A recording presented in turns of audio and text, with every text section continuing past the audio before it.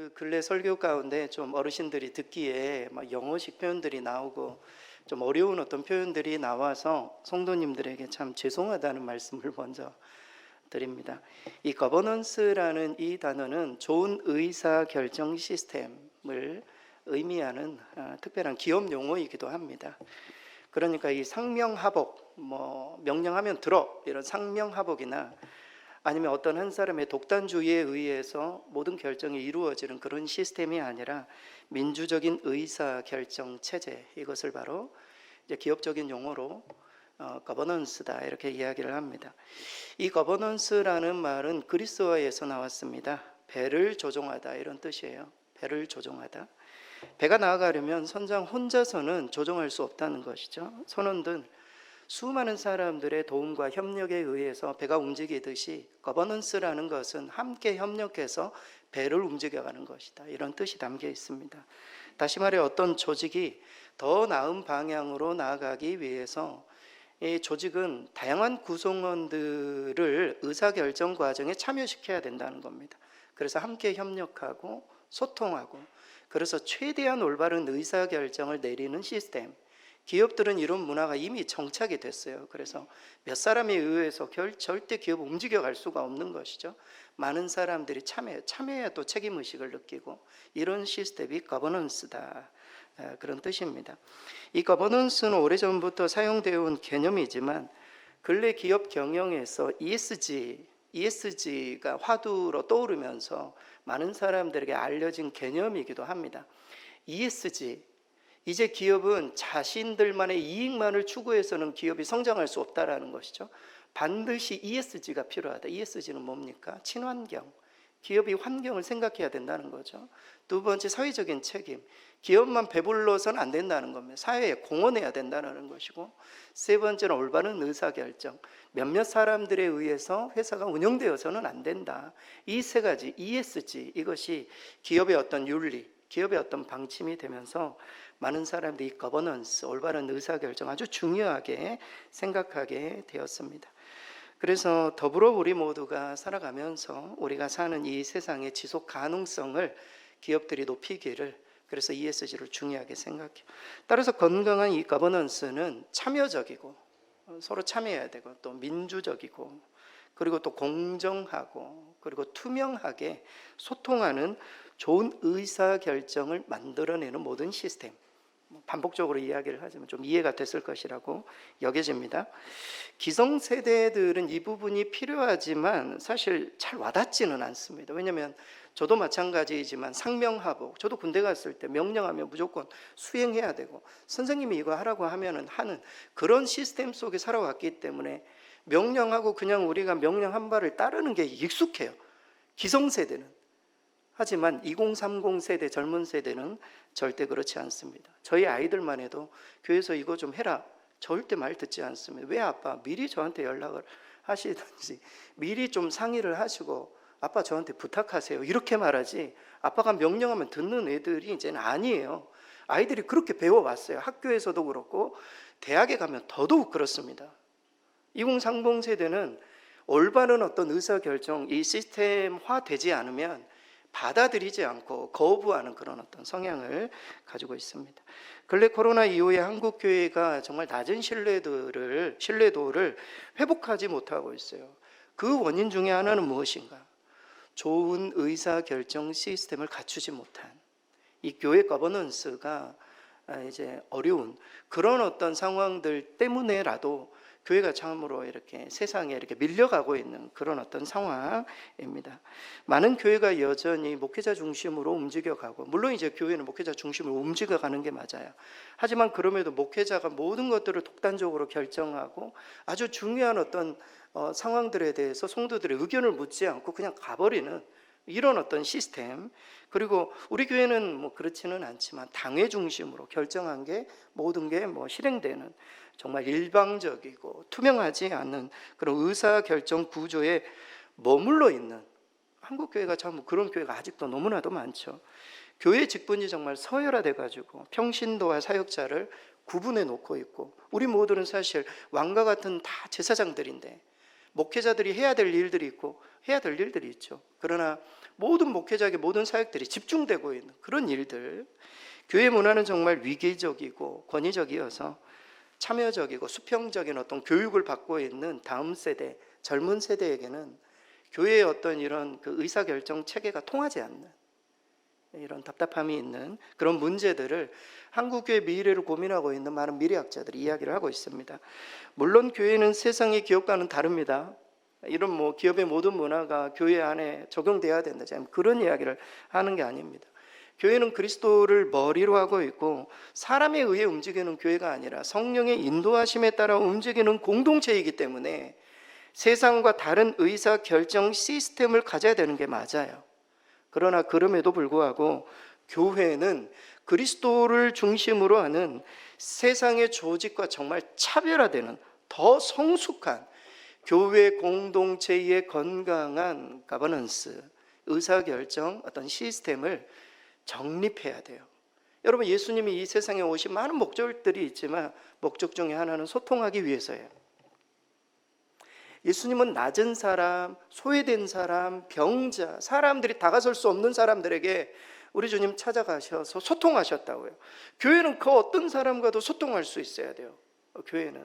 그래서 우리 교회 안에 있는 성도들과 함께 소통하면서 교회를 함께 고민하고 세워가고, 그러니까 목회자나 몇몇 사람들이 교회를 세워가는 것이 아니라 교회 모든 성도들이 교회에, 물론 주님이 주인이시지만 교회의 정말 일원이 되어서 함께 소통해 나가야 된다. 이 부분을 우리가 좀 고민할 필요가 있다라는 겁니다. 그렇다면 교회의 이 건강한 거버넌스를 세우려면 우리에게 무엇이 필요한가? 실질적인 시스템 변화가 필요하지만 무엇보다도 시스템의 기초가 되는 성경적인 정신, 이 시스템을 만들어내는 성경적인 정신, 우리의 마음가짐, 이 부분들을 오늘 빌립보서 말씀을 통해서 몇 가지 상고해 보고자 합니다. 어떤 마음가짐이 필요한가? 교회의 올바른 의사결정 시스템을 만들기 위해 어떤 마음가짐이 필요한가? 첫째는 일치된 마음이 필요해요. 하나된 마음, 그리스도 안에서 하나된 마음. 이 하나된 마음이 없으면 아무리 좋은 결정 시스템이 있어도 산으로 갈 수가 있어요. 일치된 마음이 필요합니다. 오늘 본문의 1절에서 2절 말씀 우리 스크린 같이 한번 읽겠습니다. 그러므로 그리스도 안에 무슨 권면이나 사랑의 무슨 위로나 성령의 무슨 교제나 긍휼이나 자비가 있거든 마음을 같이하여 같은 사랑을 가지고 뜻을 합하여 한 마음을 품어. 아멘.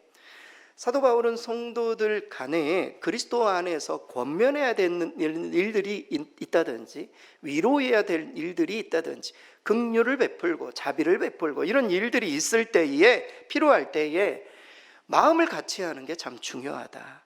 같은 사랑과 한 마음과 한 뜻으로 일치감을 이루어서 이 사명을 감당해야 된다. 이 부분을 권면해 주고 있습니다. 사실 다 똑같은 말이에요. 마음을 같이 한다, 같은 사랑을 갖는다, 한 뜻을 갖는다, 한 마음을 품는다. 다 같은 의미예요. 당시 빌립보 교회가 처한 여러 가지 어려운 상황들이 있었기 때문에 이 표현이 나온 겁니다. 당시 빌립보 교회는 이교도의 어떤 공격들, 그리고 또 잘못된 가르침에 대한 교회의 어떤 나눔, 그리고 또 교회 안에 있었던 두 어떤 여성 리더십에 관한 분열, 갈등, 이런 것들로 인해서 교회가 굉장히 어려웠어요. 사도 바울이 빌립보 교회 편지를 보낸 목적이기도 해요. 너희가 하나가 되기를, 하나가 되어서 서로 소통하기를, 서로 하나가 되어서 가야 할 방향들을 분명하게 알기를, 이 부분을 권면해주고 있는 것입니다. 사랑하는 성도 여러분, 하나가 되지 않는 상태에서 어떤 기업이나 교회에서도 건강한 의사결정이 나올 수 없어요. 하나가 되어 있지 않는데, 서로 분열되어 있는데 다 자기 식대로만 이야기를 해버리고 그리스도 안에서 생각하지 않고 자기의 이익과 자기의 어떤 그 입장만 이야기를 해버리면 교회는 정말 하나가 될 수 없는 겁니다. 중요한 것은 좋은 올바른 의사결정을 위해 일치된 마음이, 그리스도 안에서 일치된 마음이 너무나도 중요하다라는 것입니다. 국민일보에서 제공한 개신교인 의식 조사에 따르면 교사의 의사결정, 그리고 또 그 과정이나 소통 문화가 긍정적이지 않다, 긍정적으로 보고 있지 않다, 많은 성도들의 어떤 설문조사 결과입니다. 그러니까 교회가 소통하지 않는 것 같다, 이런 뜻입니다. 그래서 한국교회 성도들 가운데 3분의 1, 우리 교회는 그렇지 않겠지만 교회 다니시는 분들 중에 마음에 교회를 옮길까? 이렇게 생각하시는 분들, 그런 분들에게 물어봤어요. 왜 교회를 옮기려고 하시느냐 물어봤더니, 첫째는 설교가 은혜가 안 된다. 이게 가장 많았어요. 35.5%. 제 역할이죠. 하나님의 말씀을 정말 잘 전해야 되는 그런 게 있고, 두 번째가 중요해요. 교회가 너무 권위주의적이라는 거예요. 교회가 너무 비민주적이라는 겁니다. 교회가 그냥 알리지도 않고 모든 것들을 결정하고 통보하는 형식이다. 아니, 우리도 참여하고 싶고 우리도 나누고 싶고 나의 의견도 이야기를 하고 싶은데 교회가 그렇지 않. 그래서 소통이 안 된다. 이래서 이제 떠나는 그런 사람들이 많다는 겁니다. 청년들에게도 물어봤어요. 청년부가 활성화되려면 어떻게 해야 되는가? 1순위가 권위주의를 타파해야 된다. 그리고 의사결정에 청년들이 참여할 수 있도록 해달라. 요즘 청년들은 그래요. 요즘 청년들은 가만히 있지 않는 것입니다. 어떤 교회의 한 성도님이 교회에서 추진하는 사역이 너무 좋아 보였습니다. 그런데 자세히 보니까 너무 막대한 재정이 드는 아주 중요한 어떤 사역들이었어요. 근데 이런 중요한 결정과 그 과정에 성도들은 전혀 모르다가 교회에서 그리고 당회에서 결정을 해서 통보해주는, 그리고 이 이야기를 듣고 막 교회에서 막 매독이 들어가는 사업이었단 말이죠. 근데 이걸 어떻게 성도들에게 아무런 의견도 묻지 않고 당회에서 결정해서 그냥 통보하느냐. 그래서 교회가 이거는 좀 잘못된 것 같다 해가지고 이야기를 했다, 문제 제기를 했다라는 이야기가 있습니다. 여러분, 저는 성도들은 충분히 그렇게 문제 제기를 할 수 있다고 생각해요. 교회에서 아무런 통보도 하지 않고 교회에서 그냥 결정한 대로 소통하지 않고 모든 것들을 진행하는 것은 바람직하지 못하죠. 그리고 교회는 이러한 부분을 고려해서 자주 교회는 교회의 비전, 그리고 교회의 어떤 나아가야 할 방향, 이것을 성도들에게 계속 끊임없이 이야기를 해줘야 돼요. 우리 교회는 기도하시는 분들도 마찬가지, 우리 교회가 나아가는 방향이 무엇인지 항상 그 기도 속에 들어가 있어야 돼요. 우리 교회가 뭘 추구하는 것인지, 우리 교회의 어떤 꿈이 무엇인지, 어떤 그림이 무엇인지를 알고 목회를 해야 되고, 저도 마찬가지예요. 성도님들에게 자주자주 이야기를 해드려야 되죠. 또 중대한 사역에 대해서는 그냥 통보해서는 안 돼요. 이런 어떤 사안에 대해서 함께 기도도 하고 함께 준비도 하고 함께 알려서, 광고를 통해서나 아니면 말씀을 통해서나 함께 알려서 일치된 마음으로 갈 수 있도록 하는 것이 아주 중요한 소통 중에 하나라는 겁니다. 그래서 교회의 거버넌스, 의사소통에 있어서 아주 중요한 것은 일치된 마음, 그리스도 안에서 공유하는 어떤 큰 그림들이 우리 가운데 없으면 이게 모든 의견들이 다 산으로 갈 수가 있는 것이죠. 그래서 일치된 마음이 아주 기초다. 이 부분을 우리가 놓치지 않아야 돼요. 두 번째로 건강한 의사결정 시스템, 이것을 세우기 위해 두 번째 필요한 마음은 겸손한 마음이에요. 겸손한 마음. 다양한 의견을 존중하고 때로는 남을 나보다 훨씬 낮게 여기는 겸손한 마음이 모든 의사결정 시스템에 있어서 아주 중요해요. 오늘 본문의 3절 말씀 스크린 같이 한번 읽겠습니다. 아무 일이든지 다툼이나 허용으로 하지 말고 오직 겸손한 마음으로 각각 자기보다 남을 낮게 여기고. 사도 바울은 빌립보 교회의 하나됨을 위해서 다툼이나 허용으로 해서는 안 돼. 다툼이나 허용은 무엇이면 자기를 드러내는 것이죠. 자기 자랑을 위해서 의견을 개진하고 이래서는 안 된다. 겸손한 마음으로 자기보다 남을 낮게 여기는 마음, 이것이 바로 좋은 의사결정 시스템에 있어서 중요하다 말합니다. 다툼과 허용으로 한다, 이것은 굉장히 소극적인 거예요. 하지만 적극적으로는 타인을 자기보다 훨씬 낮게 여기는 겸손한 마음이 교회를 하나 되게 만들고 어떤 갈등 속에서도 승리하는 그런 비결임을, 특별히 빌립보 교회의 어려운 문제를 해결하기 위해서 겸손한 마음이 필요하다, 이 부분을 강조하고 있습니다. 여러분, 우리가 지금 이 겸손이라는 단어는 우리에게 있어서 굉장히 큰 미덕이죠. 우리 저 장로님 겸손하셔, 저 목사님 겸손, 이 표현이 굉장히 좋은 표현이지만 당시에 겸손이라는 표현은 굴욕을 의미했어요. 비굴함을 의미했다고요. 당시에 겸손이라는 단어, 이 헬라어 단어가 비굴한 어떤 부정적인 단어였단 말이죠. 하지만 바울은 예수 그리스도를 통해 겸손이 무엇인지 깨닫게 됐어요. 예수님이 성육신을 한 목적이 무엇입니까? 우리의 어떤 몸을 입고 우리를 구원하시기 위해서 십자가에 못 박혀 죽으신 것도 한없는 겸손의 표현이었어요.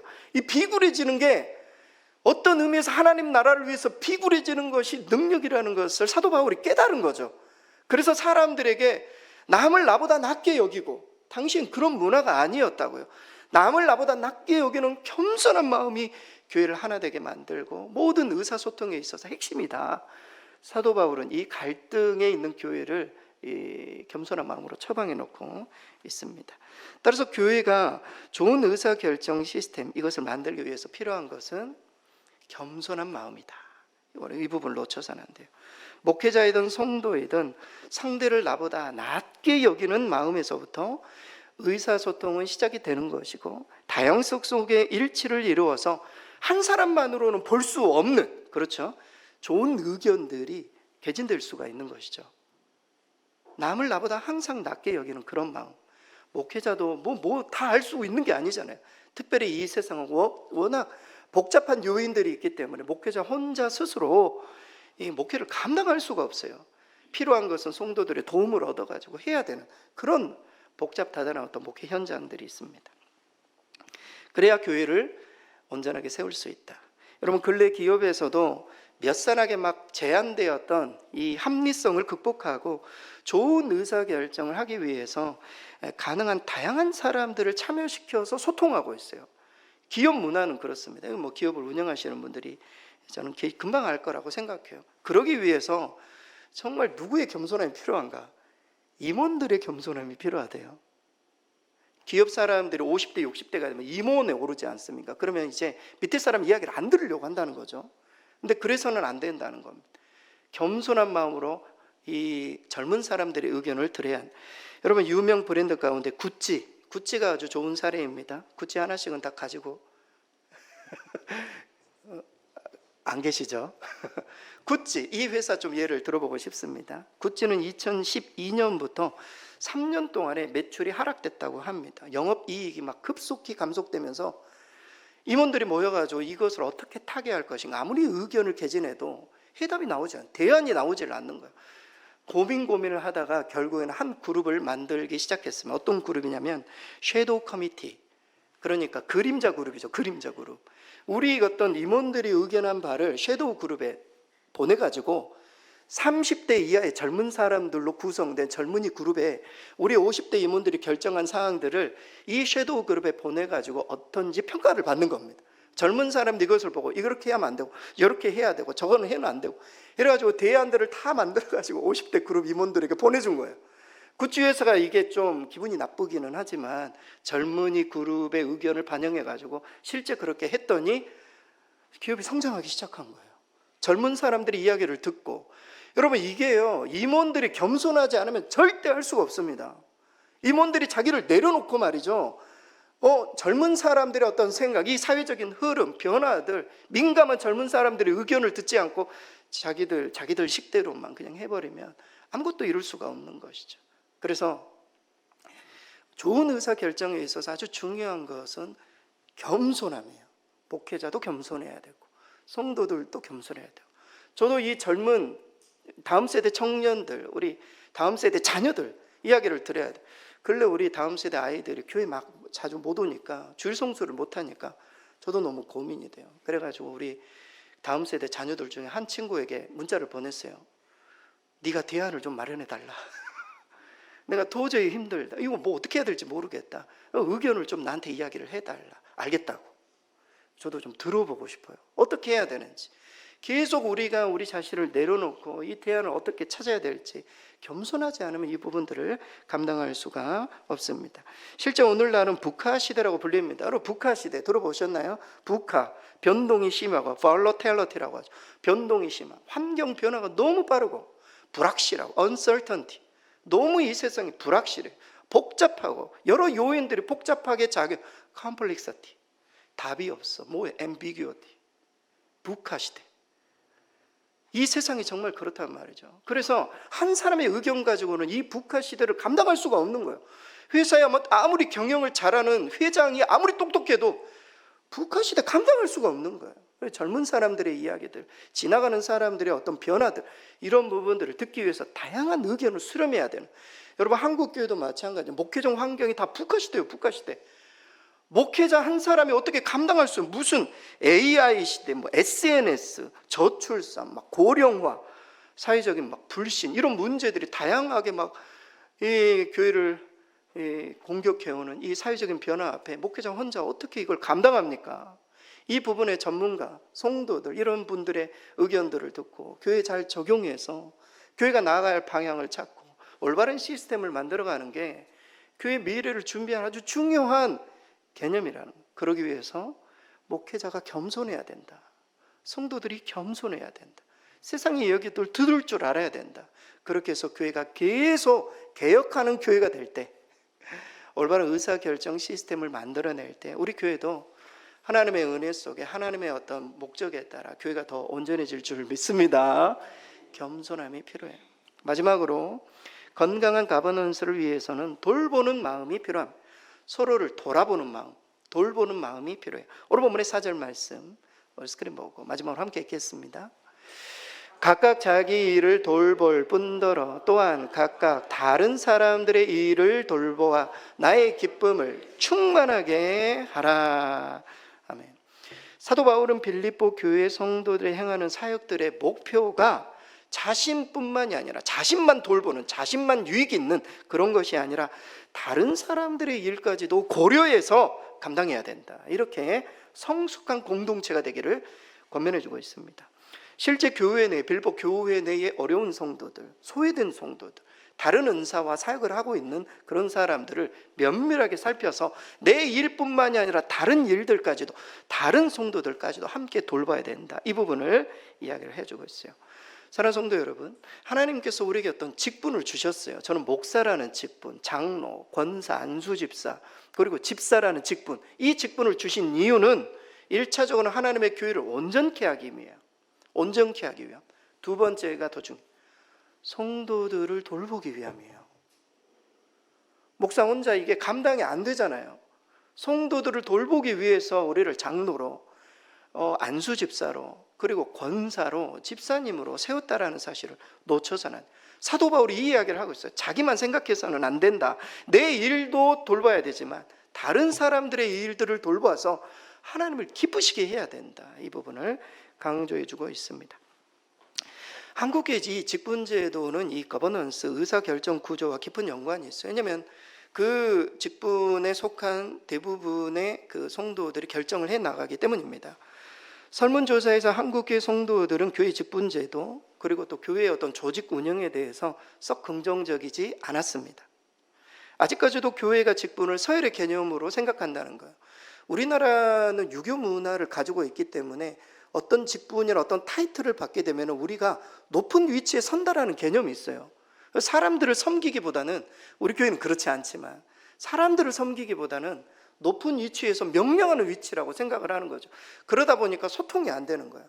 한국 교회의 이 교회 거버넌스 문제는 직분의 어떤 문제일 수 있다, 이렇게 말하는 것이죠. 따라서 직분은 항상 돌보는 사역, 돌아보는 사역을 항상 생각해야 돼요. 교회 조직도 마찬가지입니다. 교회 안에 뭐 당회가 있고 공동의회가 있고 뭐 재직회가 있지 않습니까? 이러한 어떤 부서들 또한 본연의 역할을 잘 수행하고 있지 못하다. 우리 교회의 일이 아니라 한국 교회가 대체적으로 그렇다. 성도들은 그렇게 보고 있다라는 겁니다. 주기적으로 평가하지 못하고 피드백이 없고, 그래서 건강하지 못한 가버넌스를 이루고 있다. 이렇게 평가했습니다. 특별히 교회에서 갈등이 생겼을 때 조정하는 시스템이 교회마다 없다라는 거예요. 여러분, 기업 같은 경우는 갈등과 문제가 생겼을 때 그걸 조정하는 어떤 커미티가 있단 말이죠. 그렇게 해서 조정해 나가는데 교회는 그런 어떤 커미티가 없어요. 그래서 목회자가 만약에 문제가 생기면은요, 교회가 엄청 시험에 들고, 교회가 무슨 이단이 들어와가지고 교회가 딱 두 쪽으로 쪼개지면은 이거를 봉합할 수 있는 시스템을 갖추고 있지 않는. 여러분, 교회가 정말 이 교회 가버넌스, 건강한 올바른 어떤 그 결정 시스템을 만드는 게 왜 그렇게 중요한가? 갈등이 생겼을 때거든요. 갈등이 생겼을 때 성도들이 한 마음으로, 겸손한 마음으로, 배려하는 마음으로, 주변을 돌아보는 마음으로 모여서 함께 의견을 개진하고 함께 기도하는 가운데 좋은 의견을 딱 세워서 결정하고 나아가야 마귀가 공격을 안 해오는데, 그렇지 않은 상태에서 교회가 한꺼번에 무너질 수 있는 그런 시스템에 교회들이 다 노출되어 있다라는 것입니다. 따라서 돌아본다라는 것은 단순한 관심을 넘어서 성도들이 더 참여할 수 있도록, 협력할 수 있도록 독려한다, 이런 부분이 훨씬 더 강해요. 우리 모든 직분을 가진 성도님들은 주변에 있는 성도들을 잘 돌아보실 수 있기를 바랍니다. 나만 사역하는 것으로 그쳐서는 안 돼요. 다른 성도들도 함께 사역할 수 있도록 함께 하자고 독려하는 거, 이게 돌아봄의 핵심이다. 놓쳐서는 안 됩니다. 우리 재직회도 우리가 그 분기마다 재직회가 있는데 단순히 사역과 재정만 보고하는 것을 넘어서 이제는 재직회 때 성도들을 좀 돌아보고 부서 사역을 좀 돌아보고 서로 피드백하고 어떻게 하면 성경이 요구하는 교회를 세워갈 것인가 함께 고민하고 기도하고 그런 어떤 재직회가 될 수 있기를 바랍니다. 교회 가버넌스, 앞서 소개했죠. 배를 조정하되 선장 혼자 배를 움직이는 구조가 아니라 서로 돌아보아 함께 협력해서 공동체를 바른 방향으로 나아가게 하는 교회 가버넌스, 너무나도 중요한 한국교회 미래에 아주 좀 해결하고 준비해야 될 그런 요소라고 봅니다. 결론입니다.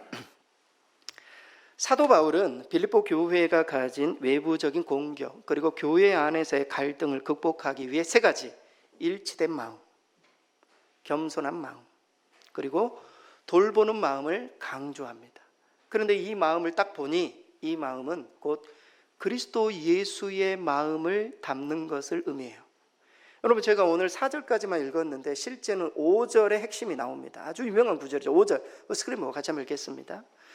너희 안에 이 마음을 품으라, 곧 그리스도 예수의 마음이니. 올바른 어떤 결정, 어떤 시스템, 교회 가버넌스, 건강 가버넌스를 만들기 위해 우리 가운데 필요한 마음은 예수님의 마음이다. 예수님의 마음. 이 마음을 품을 때 온전해질 수 있다 말해주고 있어요. 마찬가지입니다. 교회 가버넌스, 건강한 의사결정 시스템, 이 의사결정 시스템을 만드는데 가장 중요한 기초는 예수의 마음을 품는 것이에요. 그리고 예수님께서 주신 비전 안에서, 예수님이 주신 비전 안에서 서로 소통하고 겸손한 마음으로 서로의 의견을 경청하고 서로 돌아보아 함께 참여하고 협력할 때 교회 가버넌스, 교회가 몇 사람에 의해 움직여가는 공동체가 아니라 좋은 의사 결정 시스템을 통해 하나님의 뜻과 계획이 이루어지는 하나님 나라 공동체가 될 수 있음을 성경은 말해주고 있습니다. 우리 교회가, 또 한국 교회가 그런 교회 가버넌스, 이 부분들을 잘 준비해서 미래를 잘 대처해 나가 하나님 앞에 쓰임받고 세상 앞에서도 정말 차별화된 그런 어떤 시스템을 구축해 갈 수 있도록, 그래서 교회가 더욱더 온전해질 수 있도록 함께 협력하시고 기도해 주시기 바랍니다.